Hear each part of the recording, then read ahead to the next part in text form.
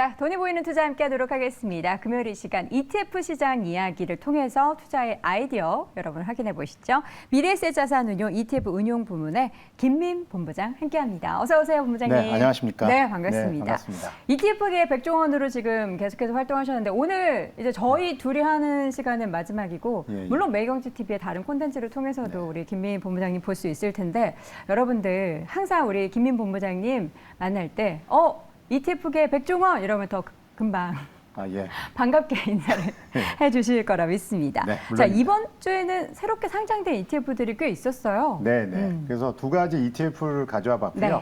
두 가지 ETF들이 다 지금 시황에 맞는 ETF들이라서 소개시켜드리는 저도 굉장히 되게 기분이 되게 좋습니다. 네.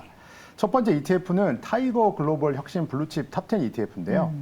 지금 미중 기술 패권 경쟁이 심화되는 상황에서 혁신 테마에 속하면서 장기적인 성장세를 누릴 수 있는 글로벌 초령 10개 기업에 투자하는 ETF입니다. 네. 신탁 원복에는 그러니까 ETF 시작할 때는 300억으로 시작했는데 이틀 동안 300억이 다 팔렸어요. 그만큼 굉장히 인기가 많고요. 예. 세부적인 그 어떤 종목이 있는지를 한번 말씀을 드리도록 하겠습니다. 국가별로 말씀드리면 미국의 7개 기업이 있고요. 대만 1개 기업, 중국 2개 기업 이렇게 총 10개 기업으로 구성되어 있습니다. 섹터로 말씀드리면 우리가 가장 관심이 많은 빅테크 기업이 6개가 들어가 있고요. 그리고 TSMC 반도체 기업이 하나 들어가 있고요. 네. 중국 차이나 전기차 지금은 조금 힘들지만 어쨌든 간에 중국 차이나 전기차는 롱텀으로 보면 굉장히 우리가 관심을 가져야 될 부분인 것 같습니다. 그래서 중국 전기차 관련 CATL, BID 종목이 2개 들어가 있고요. 마지막으로 글로벌 바이오인 LI 릴리 종목이 들어가 있습니다. 이렇게 다양한 종목이 들어가 있고요. 두 번째로는 일본 반도체 관련된 ETF가 나왔습니다. 일본 반도체가 엔저 상황에서 굉장히 큰 사랑을 받고 있고요. 네. 그 사랑 속에서 관련된 ETF가 나왔습니다. 그래서 일본 반도체 시장 확대 기대에 따른 도쿄 증권거래소에 상장된 일본 반도체 기업으로 구성된 종목으로 구성되어 있고요. 네. 총 20종목으로 75억 원으로 상장되었습니다. 네. 네.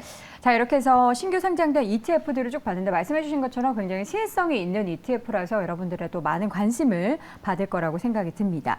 요즘에 또 섹터에, 그러니까 업종에 대한 관심도 있지만 환에 대한 관심을 갖는 분들이 많으실 거예요. 저희가 지난주에도 잠깐 일본이나 달러 엔화나, 달러 엔화가 아니죠. 엔화나 달러에 투자하는 분들 굉장히 많이 늘어나고 있다라고 해서 관련한 내용들을 이야기 드렸는데 타이거 일본의 선물 ETF에 대한 투자가 엄청 많이 늘어났다라는 소식이 계속 전해지고 있어요. 예, 예. 계속 수탁구가 좀 늘고 있나 봐요. 네, 개인 순매수가 계속 늘어나고 있고요. 아까 일본 반도체도 말씀드렸지만 일본에 대한 관심이 사그러들지 않고 더 증가해서 그게 약간의 중국에 대한 반대 급부로 더 많이 이렇게 일본에 대한 관심이 늘어난 것 같습니다. 그래서 엔에 투자하는 일본의 선물 ETF가 1,000억을 돌파했고요.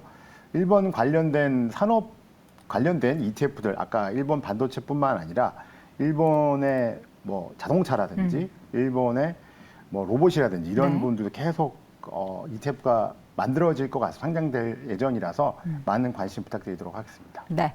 자, ETF에 대한 관심이 계속해서 늘어나고 있다는 것은 사실 저는 개인적으로 늘 말씀드리지만 ETF로의 투자를 미국도 그렇고 한국 주식도 그렇고 하고 있는데 그만큼 이 시장 자체가 커진다라는 건 그 얼마나 많은 자금이 들어오는지를 보면은 느끼실 수 있을 겁니다. 근데 ETF를 어떻게 시작하는지 사실 아직 잘 모르시는 분들도 꽤 많으세요. 그거 은행 가서 펀드 가입해야 되나? 네. 증권사 방문해야 되나?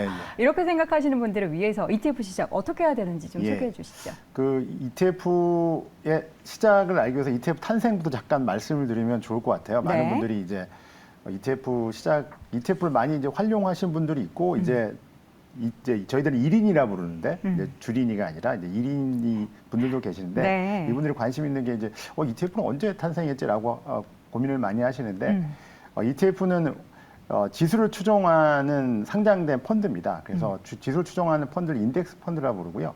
인덱스 펀드는 1976년에 그 존 보글이라는 분이 이제 첫 번째로 그 인덱스 펀드를 냈고요.